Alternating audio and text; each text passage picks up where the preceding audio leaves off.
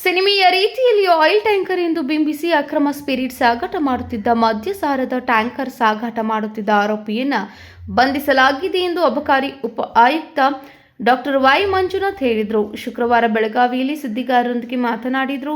ಖಾನಾಪುರ ತಾಲೂಕಿನ ಕನಕುಂಬಿ ಜಾಂಬೂಟಿಯಲ್ಲಿ ಅಕ್ರಮವಾಗಿ ಮದ್ಯಸಾರ ಸಾಗಾಟ ಮಾಡುತ್ತಿದ್ದ ಲಾರಿಯನ್ನ ಅಬಕಾರಿ ಪೊಲೀಸರು ಸಿದ್ದರಾಜು ಪುಟ್ರಾಯಿಯನ್ನ ಬಂಧಿಸಲಾಗಿದೆ ಎಂದರು. ದಾಳಿಯಲ್ಲಿ ಜಪ್ತಿ ಮಾಡಲಾದಂತಹ ಸ್ಪಿರಿಟ್ ಮೌಲ್ಯ 14 ಲಕ್ಷ, ಮೊಬೈಲ್ ಮೌಲ್ಯ 1500 ಹಾಗೂ ವಾಹನದ ಮೌಲ್ಯ 21 ಲಕ್ಷ ಸೇರಿ ಒಟ್ಟು 35,01,500 ರೂಪಾಯಿ ಮೌಲ್ಯದ ಮುದ್ದೆ ಮಾಲು ವಶಪಡಿಸಿಕೊಳ್ಳಲಾಗಿದೆ ಎಂದರು. ದಿನಾಂಕ 19ನೇ ತಾರೀಕಿನಂದು ನಮ್ಮ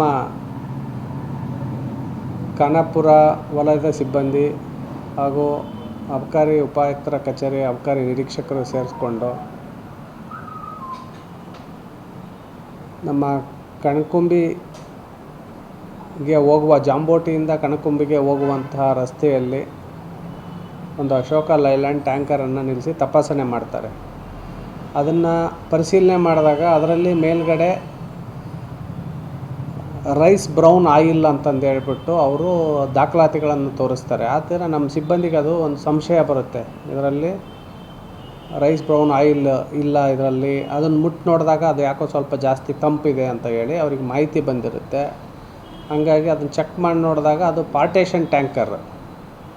ಮೇಲ್ಗಡೆ ನೋಡಿದ ತಕ್ಷಣವೇ ಹೋಗಿ ಚೆಕ್ ಮಾಡಿದಾಗ ಆಯಿಲ್ ಕಾಣಿಸುತ್ತೆ, ರೈಸ್ ಬ್ರೌನ್ ಆಯಿಲ್. ಆದರೆ ಅದು ಪಾರ್ಟೇಷನ್ ಇತ್ತು. ಆ ಪಾರ್ಟೇಷನನ್ನು ತೆಗೆದು ಬಿಚ್ಚಿ ಆಮೇಲೆ ಒಳಗಡೆ ಚೆಕ್ ಮಾಡಿದಾಗ ENAನ ಅಕ್ರಮವಾಗಿ ಸಾಗಾಣಿಕೆ ಮಾಡ್ತಾಯಿದ್ರು ಅಂತ ಖಚಿತ ಆಗುತ್ತೆ. ಅಶೋಕ ಲೈಲ್ಯಾಂಡ್ 6 ಚಕ್ರದ ಲಾರಿ ಟ್ಯಾಂಕರನ್ನು ಸೀಸ್ ಮಾಡಿದ್ದೀವಿ. ಮತ್ತು ಅದೇ ದಿನ ಮೊಕದ್ದಮೆ ದಾಖಲಿಸಲಾಗಿದೆ. ವಾಹನ ಚಾಲಕ ಸಿದ್ದರಾಜು ಪುಟ್ಸ್ವಾಮಿ ಅನ್ನೋರನ್ನು ಬಂಧಿಸಿದ್ದೀವಿ.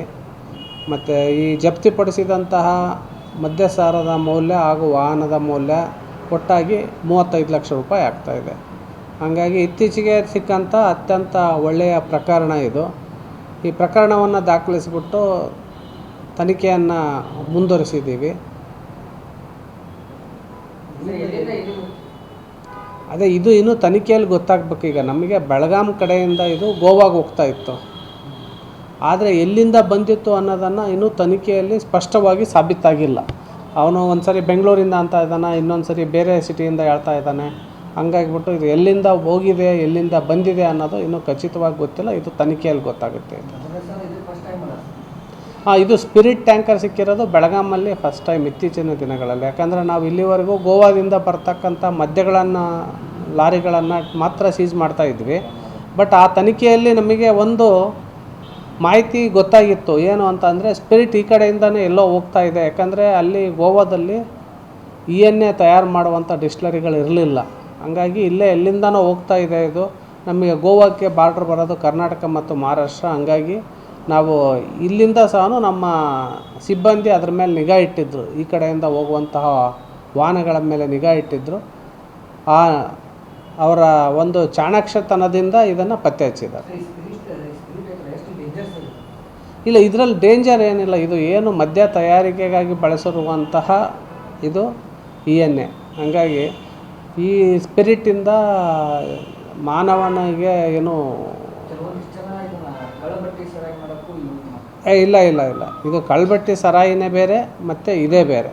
ಕಳ್ಬಟ್ಟಿ ಸರಾಯಿ ಅಂತ ಅಂದರೆ ಅದು ಅವರೇ ತಯಾರು ಮಾಡೋದು ಗ್ರಾಮಗಳಲ್ಲಿ. ಬಟ್ ಅದಕ್ಕೂ ಇದಕ್ಕೂ ಯಾವ ಸಂಬಂಧನೂ ಇಲ್ಲ. ಇದು ಡಿಸ್ಟಿಲರಿಯಲ್ಲಿ ತಯಾರಾಗಿರುವಂತಹ ಸ್ಪಿರಿಟ್.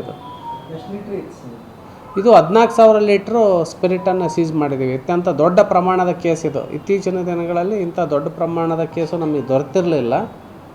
ಇದು ಒಂದು ಅತ್ಯುತ್ತಮವಾದ ಪ್ರಕರಣ. ಹಂಗಾಗಿಬಿಟ್ಟು ನಮ್ಮ ಸಿಬ್ಬಂದಿಗಳನ್ನು ಅಭಿನಂದಿಸಿಬಿಟ್ಟು ಅವರಿಗೆ ಪ್ರಶಂಸನೀಯ ಪತ್ರವನ್ನು ಸಹ ನೀಡ್ತೀನಿ ಅಂತ ಹೇಳ್ತೀನಿ ಅವರಿಗೆ. ಯಾವ ರೀತಿ ಮಾಡಿರಿ ಸರ್ ಪಾರ್ಟೇಷನ್? ಒಂದು ಇತ್ತೀಚೆಗೆ ಪುಷ್ಪ ಪಿಕ್ಚರ್ದಲ್ಲಿ ಅದೇ ಥರ ಇತ್ತು. ಹೌದೌದು, ಇದು ಅದಕ್ಕಿಂತ ಹೆಚ್ಚಾಗಿದೆ. ಇದು ಯಾವ ಥರ ಪಾರ್ಟೇಷನ್ ಇದೆ ಅಂದರೆ ದೊಡ್ಡ ಟ್ಯಾಂಕರ್ ಇದೆ. ದೊಡ್ಡ ಟ್ಯಾಂಕರ್ ಒಳಗಡೆ ಒಂದು ಸ್ಮಾಲ್ ಪಾರ್ಟೇಷನ್ ಮಾಡಿದ್ದಾರೆ. ಅದರಲ್ಲಿ ಹೋದರೆ ನಾವು ಏನಾದರೂ ಬಿಚ್ಚಿ ನೋಡಿದ ತಕ್ಷಣ ನಾವು ಮೇಲ್ಗಡೆ ಟ್ಯಾಂಕರ್ ಮೇಲೆ ನಿಂತ್ಕೊಂಡು ನೋಡಿದರೆ ಅದರಲ್ಲಿ ಆಯಿಲ್ ಕಾಣಿಸುತ್ತೆ. ನಮಗೆ ನ್ಯಾಚುರಲಿ ಆಯಿಲ್ ಇದೆ ಬಿಟ್ಬಿಡಿ ಅಂತಲೇ ಹೇಳ್ತೀವಿ ಎಲ್ಲರಿಗೂ ನೋಡಿದ ತಕ್ಷಣ. ನಮ್ಮರಿಗೂ ಸಹ ಕನ್ಫ್ಯೂಷನ್ ಇತ್ತು, ಇವ್ರು ಆಯಿಲ್ ಟ್ಯಾಂಕರ್ನ ಹಿಡ್ಕೊಂಬಿಟ್ಟು ತೊಂದರೆ ಕೊಡ್ತಾ ಇದ್ದಾರೆ ಅನ್ನೋ ಥರದಲ್ಲಿ. ಆಮೇಲೆ ನೋಡಿದ್ವಿ, ನಮ್ಮಲ್ಲಿ ಸ್ಟಾಫ್ ಹೇಳಿದರು ಕೆಲವರು, ಇಲ್ಲ ಸರ್ ಇದ್ರ ಮೇಲೆ ಇನ್ನೂ ಡೌಟ್ ಇದೆ ಅಂತ. ಹಂಗಾಗಿ ಇಮಿಡಿಯೇಟಾಗಿ ಮತ್ತೆ ಎಲ್ಲ ಸಿಬ್ಬಂದಿ ಸೇರ್ಕೊಂಡು ಪ್ರಾಪರಾಗಿ ಚೆಕ್ ಮಾಡಿದಾಗ ಅದು ಸ್ಪಿರಿಟ್ ಇದೆ ಅನ್ನೋದು ಕಂಡು ಬಂದಿದೆ. ಎಲ್ಲೋ ಒಂದು ಕಡೆ ಅದು ಪಿಕ್ಚರ್ ಟಚ್ ಕೊಟ್ಟಿದ್ದಾರೆ. ಹೌದೌದು, ನಿಜ, ಖಂಡಿತ ಇದು ಪುಷ್ಪದಲ್ಲಿ ನೋಡಿಬಿಟ್ಟು ಇದನ್ನೇನು ಮಾಡಿದಾರೋ ಅಥವಾ ಮಾಡ್ತಾ ಇದ್ದಾರೋ ಅನ್ನೋಂಥ ಸಂಶಯ ಬರುತ್ತೆ ಇದು. ಹಂಗಾಗಿ ಅದು ನಿಜ ಇದ್ದರೂ ಇರ್ಬೋದು. ಏನು ಅದನ್ನು ನೋಡಿ ಇವ್ರು ಮಾಡಿದಾರೋ ಅಥವಾ ಇದನ್ನು ನೋಡ್ಬಿಟ್ಟು ಅವ್ರು ಫಿಲಮ್ ಮಾಡಿದಾರೋ ಗೊತ್ತಿಲ್ಲ. ಇದು ಒಂಥರ ಸಿನಿಮೀಯ ರೀತಿಯಲ್ಲಿದೆ ಇದು ಪ್ರಕರಣ. ಅತ್ಯಂತ ಒಳ್ಳೆಯ ಪ್ರಕರಣ ಇದು. ಇದು ಏನಿಲ್ಲ, ನಮ್ಮಲ್ಲೇನು ಅಂತಂದರೆ ಯಾವಾಗಲೂ ಗೋವಾದಿಂದ ಏನು ನಾವು ಲಿಕ್ಕರ್ ಬರೋ ಅಂಥ ಲಾರಿಗಳನ್ನ ಸೀಸ್ ಮಾಡ್ತಾ ಇದ್ವಿ. ಅದರಲ್ಲಿ ಒಂದು ಡೌಟ್ ಬರ್ತಾಯಿತ್ತು ನಮಗೆ, ಇದಕ್ಕೆ ರಾ ಮೆಟೀರಿಯಲ್ ಎಲ್ಲಿಂದ ಬರುತ್ತೆ ಗೋವಾಗೆ ಅಂತ. ಅವಾಗಿಂದನೂ ಚೆಕ್ ಮಾಡ್ತಾನೇ ಇದ್ದರು, ರೋಡ್ ವಾಚ್ ಮಾಡ್ತಾನೇ ಇದ್ದರು, ಚೆಕ್ ಪೋಸ್ಟಲ್ಲಿ ಚೆಕ್ ಮಾಡ್ತಾಯಿದ್ರು. ಆಮೇಲೆ ಸಾಮಾನ್ಯವಾಗಿ ಈ ಥರ ದೊಡ್ಡ ಟ್ಯಾಂಕರ್ಸ್ಗಳು ಈ ರೋಡಲ್ಲಿ ಹೋಗಲ್ಲ, ಕಣ್ಕುಂಬಿ ರೋಡಲ್ಲಿ. ಕಾರಣ ಏನು ಅಂತಂದರೆ ಅಲ್ಲೊಂಥರ ಕಿಡಿದಾದ ರಸ್ತೆ ಇದೆ ಮುಂದೆ. ದೊಡ್ಡ ಟ್ಯಾಂಕರು ಹೆವಿ ಲೋಡ್ ಹೋಗೋದು ಕಷ್ಟ. ಹಂಗಾಗಿ ಇದು ದೊಡ್ಡ ಲೋಡರ್ಗಳು ಯಾವೂ ಹೋಗಲ್ಲ ನಮ್ಮಲ್ಲಿ, ಹೆವಿ ಕೆಪಾಸಿಟಿವ್. ಇದು 14,000 ಕಡಿಮೆ ಸ್ಟ್ರೆಂತ್ ಕೆಪಾಸಿಟಿ ಇರೋದ್ರಿಂದ ಹೋಗಿದೆ ಇಲ್ಲ ಅಷ್ಟೆ. ಅಂದರೆ ಎದಕ್ಕೆ ಬಳಕೆ ಮಾಡ್ತಾಯಿದ್ರೆ ಏನೋ ಮಾಹಿತಿ ಸರ್? ಇದನ್ನೇನು ಇಲ್ಲ, ಅಲ್ಲಿ ಹೋದ್ಮೇಲೆ ಮೋಸ್ಟ್ಲಿ ಮದ್ಯ ತಯಾರು ಮಾಡೋಕ್ಕೆ ಮಾಡಬೇಕು. ಬಟ್ ಅದು ಈಗಲೇ ಹೇಳೋಕ್ಕಾಗಲ್ಲ ಯಾವುದಕ್ಕೆ ಬಳಕೆ ಮಾಡ್ತಾಯಿದ್ರು ಅಂತ. ನೋಡ್ತೀವಿ ಇದಂತ. ಗೋವಾದಲ್ಲಿ ಗೋವಾಕ್ಕೆ ಹೋಗ್ತಾರೆ. ಗೋವಾಕ್ಕೆ ಹೋಗ್ತಾಯಿದ್ರು. ಯಾಕಂದರೆ ನಾವು ಅಲ್ಲಿ ಬಿಟ್ಟರೆ ನಮಗೆ ಏನು ಜಾಂಬೋಟಿ ಬಿಟ್ಟರೆ ಕಣಕುಬಿ ಕಡೆಗೆ ಹೋದರೆ ಇನ್ಯಾವುದೂ ಇಲ್ಲ ಕರ್ನಾಟಕದಲ್ಲಿ. ಅಲ್ಲಿರೋದೆಲ್ಲ ಫಾರೆಸ್ಟೇ. ಗೋವಾದಲ್ಲಿ ಡಿಸ್ಟಿಲರಿ ಇಲ್ಲಲ್ವ ಸರ್? ಅದು ಗೋವಾದಲ್ಲಿ ಏನೇ ಡಿಸ್ಟಿಲರಿ ಇಲ್ಲ, ಲಿಕ್ಕರ್ ಅಂದರೆ ಮದ್ಯ ತಯಾರಿಕೆ ಮಾಡೋವಂಥ ಡಿಸ್ಟಿಲರಿಗಳಿದ್ದಾವೆ ಅಲ್ಲಿ. ಏನು ಯಾರಂತ ಎಲ್ಲಿಂದ ಬಂತು ಇಲ್ಲ, ಅದೇನು ಗೊತ್ತಾಗಿಲ್ಲ. ಈಗೇನಾದರೂ ನಮಗೆ ಇರ್ತಕ್ಕಂಥ ಈಗೇನು ಕುರುಹುಗಳು ಏನು ಗೊತ್ತಾಗಿದ್ದಾವೆ ಅದನ್ನ ಈಗ ಚರ್ಚೆ ಮಾಡಿದರೆ ಅವರೆಲ್ಲರೂ ಅಲರ್ಟ್ ಆಗ್ತಾರೆ. ಹಂಗಾಗ್ಬಿಟ್ಟು ತನಿಖೆ ನಡೀತಾ ಇರೋದ್ರಿಂದ ಅದು ಎಲ್ಲಿಂದ ಬಂತು ಏನೋ ಅನ್ನೋದನ್ನು ಈ ಸಂದರ್ಭದಲ್ಲಿ ಇನ್ನು ತನಿಖೆ ಪ್ರಾರಂಭದ ಹಂತದಲ್ಲಿದೆ. Vinod Kolkar, KMM Kannada news, Belagavi.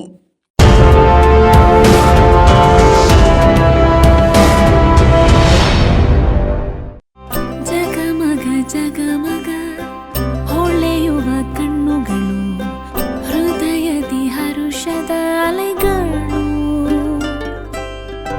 ಬಂದಿದೆ ಶುಭಗಳಿಗೆ, ಪ್ರೀತಿಯ ಗಳಿಗೆ, ರೇಷ್ಮೆಯಲ್ಲಿ ಸುತ್ತಿದ ಸ್ವರ್ಣಗಳಿಗೆ. BS Channabasappa and Sons, The Textile Mall, Tilakvadi, Belagavi.